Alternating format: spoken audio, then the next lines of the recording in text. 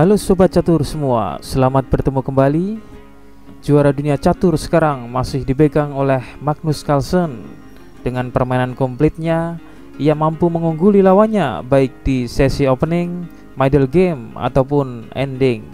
Tapi semua itu diraihnya dengan belajar dan kerja keras, bahkan sejak ia masih bocah.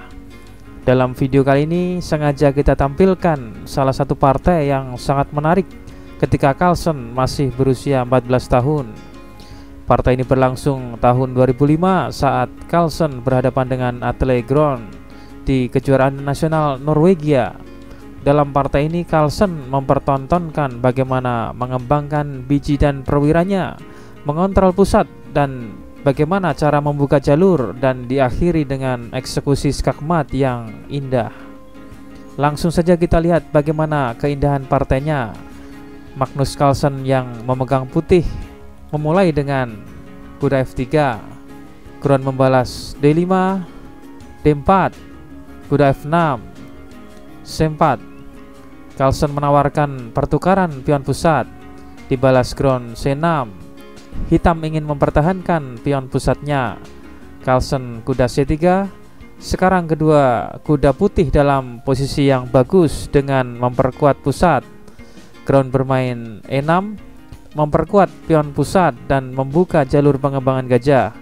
Dibalas Carlsen gajah G5, melakukan pin dan membatasi gerak kuda. Grønn berusaha mengusirnya dengan bermain H6.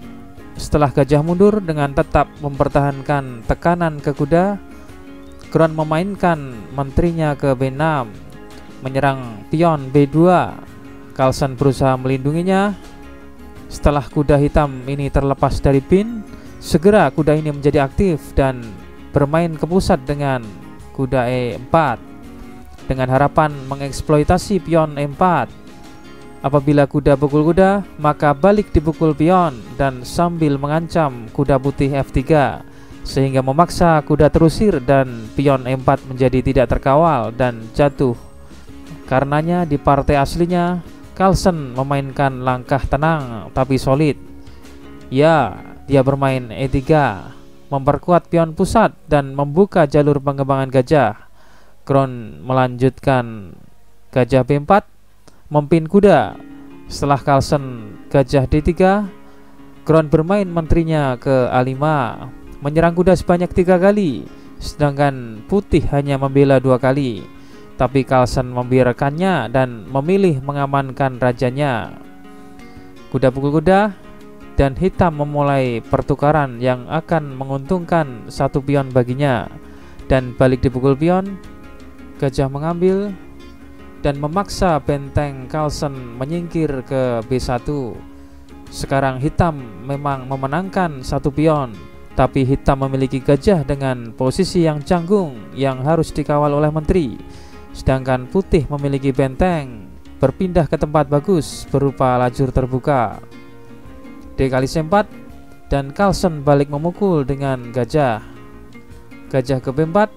Akibat fokus memenangkan satu pion, hitam telah membuang banyak tempo, sementara 4 perwiranya masih berada di posnya masing-masing tanpa perkembangan berarti. Carlsen bermain kuda E5. Putih lebih banyak memiliki perwira yang siap untuk mensupport serangan dan direspon Grønn dengan bermain gajah D6. Carlsen F4, menteri C7, menteri E4, sentralisasi menteri dan persiapan serangan. Dibalas hitam B6 dengan harapan hitam bermain gajah B7 dan balik menekan menteri. Tapi Carlsen bermain sigap dan tidak memberi kesempatan semua itu. Carlsen memainkan langkah taktis yang memaksa. Ya, kuda kali F7, sebuah pengorbanan kuda yang menghancurkan rantai dasar pion hitam dan membuka gerbang untuk serangan selanjutnya. Menteri balik memukul, Carlsen bermain F5.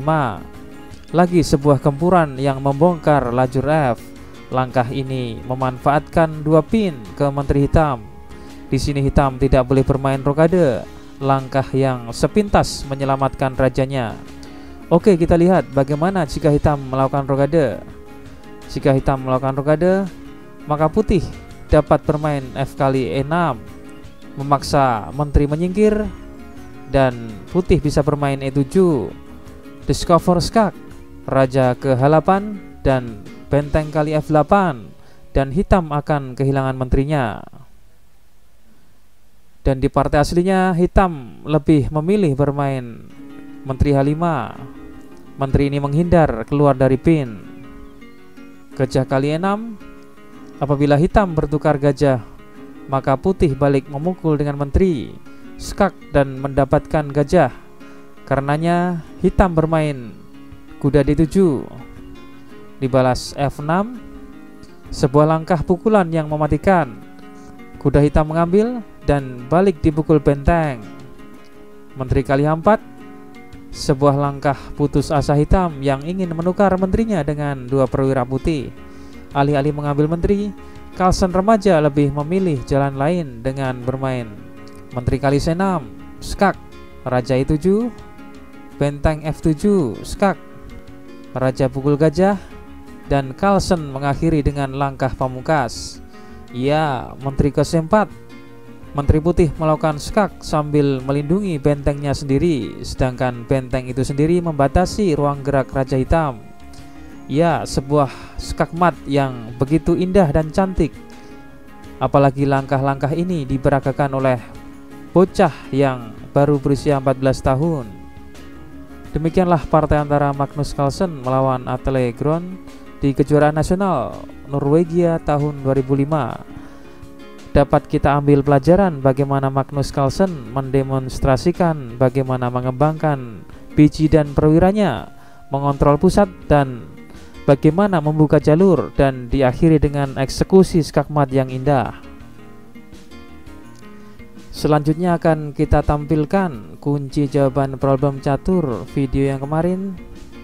Kuncinya adalah benteng D6. Apabila hitam memilih jalan E kali D6, maka menteri ke H8, kuda C4, dan diakhiri dengan menteri ke A1, skakmat. Atau apabila hitam memilih kuda ke C4, maka menteri kali B3, dipukul raja, dan benteng D3, skakmat. Atau apabila hitam menjalankan kuda ke C6, maka benteng ke D2, benteng A8, dan benteng ke A2, skakmat. Atau apabila hitam menjalankan E5, maka benteng ke D2, E4, dan benteng A2, skakmat. Dan akan kita tampilkan problem catur terbaru. Silahkan dianalisa, kunci jawabannya akan kita tampilkan di video selanjutnya. Sekian dan terima kasih.